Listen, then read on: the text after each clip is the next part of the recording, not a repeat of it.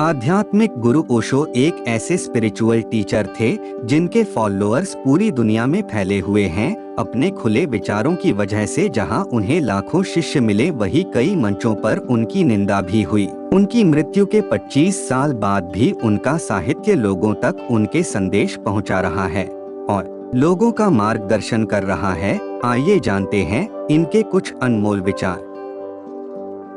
बड़ा मुश्किल है उस इंसान को समझना जो जानता सब कुछ है पर बोलता कुछ भी नहीं। खुशियों के लिए साधन की नहीं, संतोष की जरूरत होती है। मन को खाली करो विचारों से, मुक्ति की आशा से शून्य हो जाओ। कल पर विजय पाने के लिए मौन से बड़ा कोई शस्त्र नहीं है। इत्र, मित्र, चित्र और चरित्र किसी की पहचान के मोहताज नहीं, ये चारों अपना परिचय स्वयं देते हैं।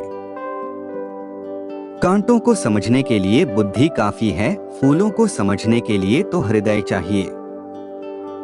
स्वभाव में चले जाना धार्मिक हो जाना है, स्वभाव के बाहर भटकते रहना अधार्मिक बने रहना है। जितनी जल्दबाजी करते हो उतने ही अशांत हो जाते हो। जो शेष बची है उसे ही विशेष बनाइए, अन्यथा अवशेष तो होना ही है। आपकी तकलीफें आपसे दूर नहीं हो सकती, आप अपनी तकलीफों से दूर हो सकते हो। सबसे ज्यादा गरीब वह है जिसकी खुशियां दूसरों की अनुमति पर निर्भर करती है। जितने तुम चतुर होते जाते हो उतना ही तुम्हारा हृदय मरता जाता है। तनाव का अर्थ है कि आप कुछ और होना चाहते हैं जो कि आप नहीं हैं। हमेशा याद रखना, जीभ कभी नहीं फिसलती है। दिमाग में जो चल रहा है वह हमेशा जीभ पर आता है। सारी दुनिया का ज्ञान प्राप्त करके भी जो स्वयं को नहीं जानता उसे सारा ज्ञान निर्थक है। संसार को दोष मत दो, अपने मन को समझो, मन ही तुम्हारा असली संसार है।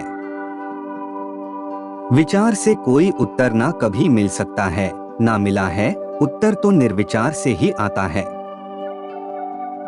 अस्तित्व उनकी सुरक्षा करता है जो सत्य की खोज में है। बाहर प्यास ही प्यास है, जरा भी तृप्ति नहीं, और भीतर तृप्ति ही तृप्ति है, जरा भी प्यास नहीं। आदमी खोपड़ी में जी रहा है, हृदय का कुछ पता ही नहीं है। जो जानता है वो जानता है कि बताने की कोई जरूरत नहीं, जानना काफी है।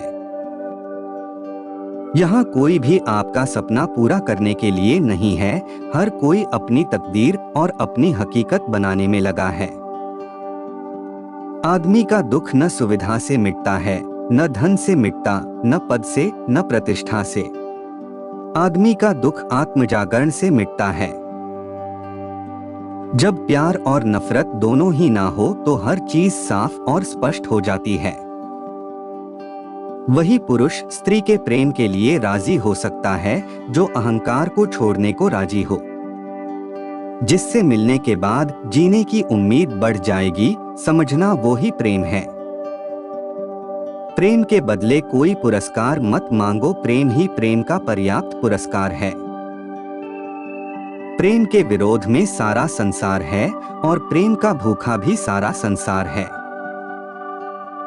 सत्य को हम जानना चाहते हैं लेकिन जीना नहीं चाहते, क्योंकि जानना आसान है, जीना मुश्किल। जीवन तो सबको मिल जाता है लेकिन जीना बहुत कम को आता है। जिस दिन से यह जिंदगी व्यर्थ दिखाई पड़नी शुरू हो जाए उस दिन असली जिंदगी शुरू होगी।